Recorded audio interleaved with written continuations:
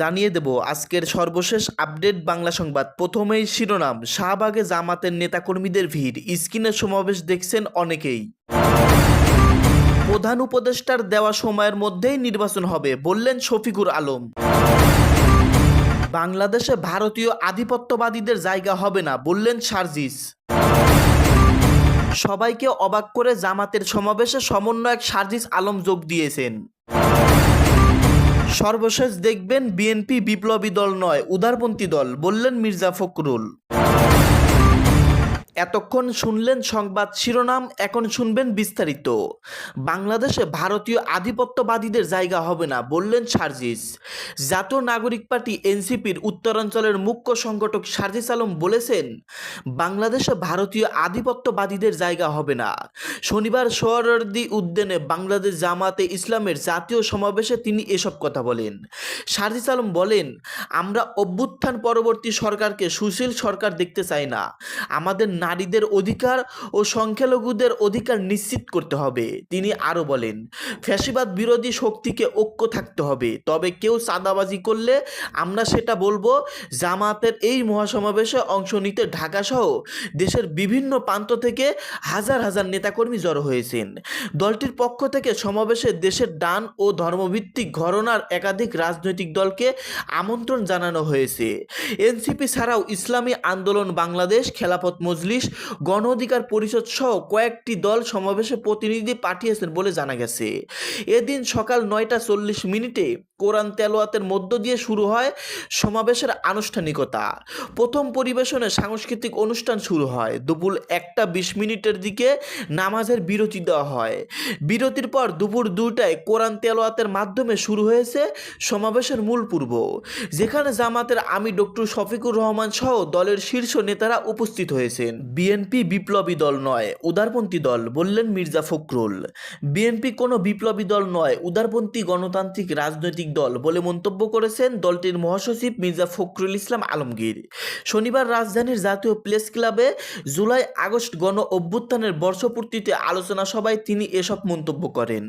আলোচনা সভাটি আয়োজন করে গণতন্ত্র মঞ্চ। মির্জা ফখরুল ইসলাম আলমগীর বলেন, বিএনপি উদারপন্থী গণতান্ত্রিক রাজনৈতিক দল, আমরা কোনো বিপ্লবী দল নয়। বিএনপি করে ক্ষমতায় যাওয়ার সামর্থ্য নেই, সেই সাহসও নেই। আমরা জনগণকে সঙ্গে নিয়ে নির্বাচনের মাধ্যমে রাষ্ট্র পরিচালনার দায়িত্ব নিয়ে একতা কল্যাণকর রাষ্ট্র করতে চাই। আলোচনা সভায় ভাসানী জনশক্তি পার্টির চেয়ারম্যান বীর মুক্তিযোদ্ধা রফিকুল ইসলাম বুবুল সভাপতিত্বে বক্তব্য রাখেন জাতীয় পার্টির চেয়ারম্যান মোস্তফা জামাল হায়দার, গণসংহতি আন্দোলনের প্রধান সমন্বয়ক জুনায়েদ সাকি, রাষ্ট্র সংস্কার আন্দোলনের অ্যাডভোকেট হাসনাত কায়ুম, বিপ্লবী ওয়ার্কার্স পার্টির সাধারণ সম্পাদক কমরেড সাইফুল হক, গণ অধিকার পরিষদের সভাপতি নুরুল হক নূর, জেএসডির তানিয়া রব সহ গণ অভ্যুত্থানে অংশ নেওয়া সিনিয়র নেতৃত্ববৃন্দ উপস্থিত ছিলেন। প্রধান উপদেষ্টার দেওয়া সময়ের মধ্যেই নির্বাচন হবে বললেন কুমিল্লায় শফিকুল আলম। অন্তর্বর্তী সরকারের প্রধান উপদেষ্টা অধ্যাপক মোহাম্মদ ইউনূস নির্বাচনের জন্য যে সময় নির্ধারণ করেছেন, সেই সময়ের মধ্যেই নির্বাচন হবে এবং নির্বাচন একদিনও পেছাবে না বলে মন্তব্য করেছেন প্রধান উপদেষ্টার প্রেস সচিব শফিকুল আলম। আজ শনিবার দুপুরে কুমিল্লা বিশ্ববিদ্যালয়ে দ্বিতীয়বারের মতো অনুষ্ঠিত আন্তর্জাতিক ইভেন্ট ইউনিভার্সিটি অংশগ্রহণ শেষে সাংবাদিকদের প্রশ্নের জবাবে তিনি একথা বলেন। কুমিল্লার কোটবাড়িতে অবস্থিত বাংলাদেশ পল্লী উন্নয়ন একাডেমির ময়নামতি অডিটোরিয়ামে এই অনুষ্ঠানের আয়োজন করা হয়। শফিকুল আলম বলেন, নির্বাচন নিয়ে কোনো অনিশ্চয়তা নেই। অন্তর্বর্তী সরকারের প্রধান উপদেষ্টা অধ্যাপক মোহাম্মদ ইউনূস যে সময়ের ভেতরে নির্বাচন হওয়ার কথা বলেছেন, ঠিক সেই সময়ের মধ্যেই নির্বাচন হবে। নির্বাচন নির্ধারিত সময়ের চেয়ে একদিনও পেছাবে না। আপনারা দেখবেন অত্যন্ত সুন্দর পরিবেশে শান্তিপূর্ণ একটি নির্বাচন হবে। বাংলাদেশের ইতিহাসে সেরা একটি নির্বাচন উপহার দেবে বর্তমান সরকার। অধ্যাপক ইউনূস বারবার বলেছেন, নির্বাচন নিয়ে কোনো প্রকার অনিশ্চয়তা নেই। নির্বাচন ভালো হবে, নির্বাচনের পরিবেশ ঠিক করা হবে এবং লেভেল প্লেয়িং ফিল্ড নিশ্চিত করা হবে। আগামী নির্বাচনে সব প্রার্থীর জন্য সমান সুযোগ থাকবে। কেউ যেন বলতে না পারেন তার প্রতি অন্যায় করা হয়েছে। পিআর পদ্ধতি নিয়ে আলোচনা প্রসঙ্গে তিনি বলেন, এটা নিয়ে জাতীয় ঐক্যমত কমিশন ও রাজনৈতিক দলগুলোর সঙ্গে কথা হচ্ছে, আলোচনা হচ্ছে। অন্য অন্য দেশে এসব বিষয়ে সিদ্ধান্ত হতে অনেক সময় 3-4 বছর সময় লেগে যায়, কিন্তু আমাদের দেশে রাজনৈতিক দলগুলোর বিচক্ষণতার কারণে এরই মধ্যে অনেক বিষয়ের সিদ্ধান্ত ঐক্যমত্যে পৌঁছেছেন সম্ভব হয়েছে। মোট 8টি বিষয়ের সিদ্ধান্ত ঐক্যমত এসেছে, 7টি বিষয়ে আলোচনা চলছে, আর 3টি বিষয় এখনও সেরকম কথা হয়নি। আমরা বিশ্বাস করি প্রতিটি বিষয়ে ভালো সিদ্ধান্ত আসবে। দেশের আইন শৃঙ্খলা পরিস্থিতি নিয়ে শফিকুল আলম বলেন, সরকার চেষ্টা করছে আইন শৃঙ্খলা পরিস্থিতি স্বাভাবিক রাখতে। প্রতিটি ঘটনার পরেই দেখবেন আমাদের ভালো রেজাল্ট আছে। কেউ বলতে পারেননি এমন একটি ঘটনা ঘটেছে যে অপরাধীকে ধরা হয়নি। প্রতিটি ঘটনার ক্ষেত্রেই অপরাধী আইনের আওতায় এসেছে এবং আমরা খুব দ্রুত কাজ করছি। বিশেষ করে ধর্ষণের মতো স্পর্শকাতর ঘটনাগুলো ক্ষেত্রে আমরা দ্রুত বিচারের ব্যবস্থা করেছি। গোপালগঞ্জকে আলাদা করার বিষয়ে কোনো সিদ্ধান্ত হয়েছে কিনা জানতে চাইলে প্রেস সচিব বলেন, গোপালগঞ্জের মানুষ বাংলাদেশের মানুষ, দেশের সব জেলার সবাই একই মানুষ, কারো প্রতি এই সরকার বৈষম্য করে না। তাই গোপালগঞ্জকে আলাদা করার কোনো সিদ্ধান্তই সরকারের নেই।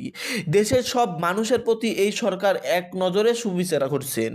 5ই আগস্ট জুলাই সনদ ঘোষণা নিয়ে শফিকুল ইসলাম আলম বলেন, আমরা এখনো বলতে পারছি না 5ই আগস্ট জুলাই সনদ ঘোষণা হবে কিনা, তবে আমরা চেষ্টা করছি। অন্য দেশে এসব পলিটিক্যাল সেটেলমেন্ট কয়েক বছর সময় লেগে যায়, সেখানে আমাদের দেশের রাজনৈতিক দলগুলো এ নিয়ে প্রায় প্রতিদিনই বসছে, সবাই এ বিষয়ে কথাবার্তা বলছেন। যেসব বিষয়ে এখনও সবাই ঐক্যমত পৌঁছাতে পারেনি সেগুলোতে সবাইকে ঐক্যমত নেওয়ার চেষ্টা করা হচ্ছে। আমরা বিশ্বাস করি সব রাজনৈতিক দলের মতামতের ভিত্তিতেই জুলাই সনদ ঘোষণা করা হবে। 71 ও গণতন্ত্র প্রশ্নে ছাড় নয় বললেন মির্জা ফখরুল। 71 ও গণতন্ত্র প্রশ্নে কোনো ছাড় নয় বলে জানিয়েছেন বিএনপির মহাসচিব মির্জা ফখরুল ইসলাম আলমগীর। আজ শনিবার গণতন্ত্র মঞ্চ আয়োজিত আলোচনা সভায় মির্জা ফখরুল কথা বলেন। তিনি বলেন, 1971 হচ্ছে আমাদের মূল কথা, স্বাধীনতার যুদ্ধ আমাদের মূল কথা, ওখানে কোনো কম্প্রোমাইজ ছাড় নেই। গণতান্ত্রিক ব্যবস্থায় আমাদের কোনো কম্প্রোমাইজ নেই। আমরা অবশ্যই গণতন্ত্রে বিশ্বাস করি এবং গণতন্ত্রই চাই। জাতীয় প্রেস ক্লাব মিলনায়তনে জুলাই আগস্ট গণ অভ্যুত্থানের বর্ষপূর্তিতে গণ অভ্যুত্থানের প্রত্যাশা ও দেশের গণতান্ত্রিক উত্তরণের পথ শীর্ষক এই আলোচনা সভার আয়োজন করা হয়। যতই দিন যাচ্ছে পরিস্থিতি ততই জটিল হচ্ছে। উল্লেখ করে বিএনপির মহাসচিব বলেন, আমার কাছে মনে হচ্ছে যারা গণতন্ত্রে বিশ্বাস করে না, যারা জনগণের অগ্রযাত্রায় বিশ্বাস করে না, যারা শোষণহীন সমাজ গড়ে ওঠার ও যে রাজনীতি সে রাজনীতি বিশ্বাস করে না, তারা আবার জোটকা পাচ্ছে। আমার কাছে মনে হচ্ছে যে ফ্যাসিস্ট শক্তিকে বিতাড়িত করতে সক্ষম হয়েছিলাম, তারা ভেতরে ভেতরে সংগঠিত হচ্ছে এবং ক্ষমতা ফিরে পাওয়ার চক্রান্তে লিপ্ত হয়েছেন। দেশে মবক্রেসি হত্যা ছিনতাই ভয়ানকভাবে বেড়ে যাচ্ছে জানিয়ে এ নিয়ে উদ্বেগ প্রকাশ করেন মির্জা ফখরুল। তিনি বলেন, আমি নির্দিষ্টভাবে কোনো রাজনৈতিক দলের বিরুদ্ধে বলতে চাই না, শুধু বলবো আমাদের সামনে যে সুযোগ এসেছে সেটি আমরা হারিয়ে ফেললে বাংলাদেশ আরও বহু পিছিয়ে যাবে। প্রতিবার একটা করে অভ্যুত্থান হবে, জনগণ প্রাণ দেবে, একটা সুযোগ তৈরি হবে এবং আমরা দায়িত্বহীনতার কারণে সে সুযোগ হারিয়ে ফেলবো। এটা হতে দেওয়া উচিত নয়। দর্শক, আপনারা শুনতে পারলেন বর্তমানে দেশে ঘটে যাওয়া সবচেয়ে আপডেট বিগ নিউজগুলো। আপনাদের মতামত ভিডিওর কমেন্টে জানিয়ে দিবেন এবং চ্যানেলের নতুন দর্শক হলে অবশ্যই সাবস্ক্রাইব করবেন। সকলে ভালো থাকবেন, ধন্যবাদ।